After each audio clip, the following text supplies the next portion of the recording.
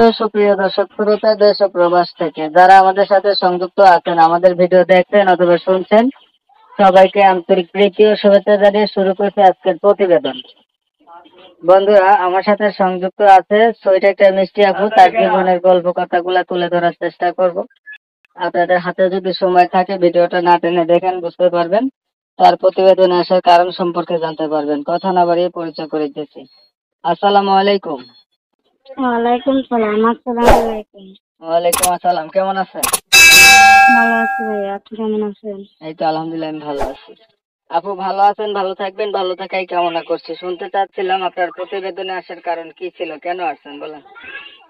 ভাইয়া প্রতিবেদন আসছি ভাইয়া, আমার নানু আছে, মা নাই, অনেক কষ্ট করতেছি, বাসায় কাজ করতেছি। প্রতিবেদন আসছি, ভালো একটা ছেলে পেলে বিয়ে শাদী বসবো, কাছে তো নামাজ কান্না পড়বো, একটা ডাল ভাত খামো। তো কারণে প্রতিবেদন আসছি যেন ভালো একটা ছেলে পাই। সে কারণে ভাইয়া, আমি অনেক গরিব ভাইয়া। আপনার পরিবারে আছে কে কে বলছিলেন? আমার নানু আছে আর আমি আছি, আর ছোট একটা ভাই আছে, তারা মাদ্রাসা পড়ালেখা করে। নানু আর আপনি আর ছোট ভাই। আপনার বাবা মা কোথায় গেছে? হ্যাঁ ভাইয়া। আপনার বাবা মা নাই? না ভাইয়া, আমার আপন বাপ মা নাই, তাহলে নানু আছে, আমার বাসা মারা গেছে। বাবা মা কোথায় গেছে আপনার? মারা গেছে ভাইয়া। দুজন মারা গেল? আমার তো আমার ভাই ছোট দ্বারা তুই মারা গেছে, আব্বু তো এর আগে মারা গেছে আমাদের। আপনার বয়স কত? আমার বয়স 18। বিয়ে শাদী হয়েছে? না ভাইয়া, বিয়ে শাদী হয় নাই। কি আমাদের করেন এদিকে তো আপনি? বিয়ে, আমাদের এদিকে যৌতুক চাই বিয়ে শাদী বসার জন্য, সে কারণে বিয়ে দিতে পারে না, যৌতুক নেয় না। কি করেন আপনি? আমি বাসায় কাজ করি ভাইয়া। লেখাপড়া করেন নাই? না ভাই, লেখাপড়া করতে পারি না, আমি নামাজ কালাম পড়তে পারি, কোরআন শরীফ পড়তে পারছি। আগে আর প্রতিবেদন করছিলেন?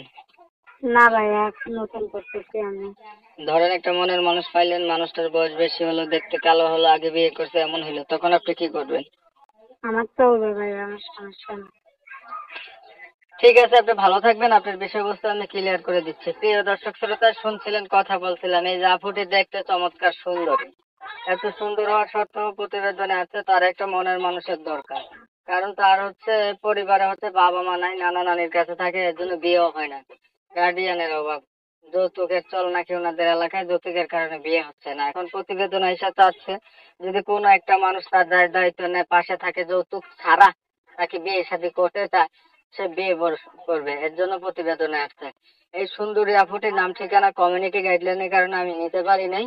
আন্তরিকভাবে দুঃখ প্রকাশ করছি। যারা এই আপুটির নাম ঠিকানা সম্পর্কে জানতে চান, সরাসরি ওনার নাম্বারে ফোন দিবেন, জানতে পারবেন। ওনার ভিডিও যদি ভালো লাগে লাইক দিবেন, শেয়ার দিবেন, ইমো মেসেঞ্জারে ছড়াই দিবেন।